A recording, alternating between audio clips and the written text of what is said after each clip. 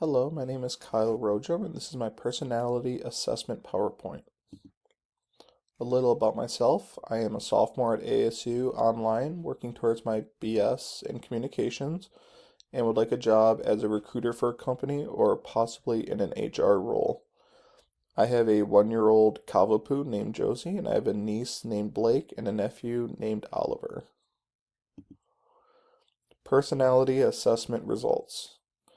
My results came back as a defender. I says according to the test, I have 54% introverted, which means I'm likely to prefer fewer and yet deep and meaningful social interactions and feel drawn to calmer environments.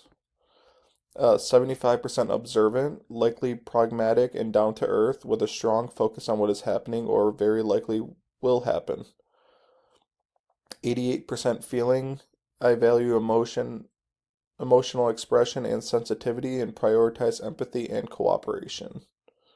61% judgment, likely organized, decisive, thorough, and value structure over spontaneous. 96% turbulent, self-conscious, sensitive to stress, success-driven, perfectionist, and eager to improve. Do I agree or disagree with the results? I agree. I am more of a sensitive person and introverted. I enjoy talking and meeting new people, but I do not go out of my way to do so. If somebody comes up to me and starts a conversation, then I will interact with them. I value emotion. It allows me to form a connection with others and support those who are in need of it, but I do tend to put my own needs on hold in order to make sure others are taken care of. Influence on a decision-making model. I chose the spiral model.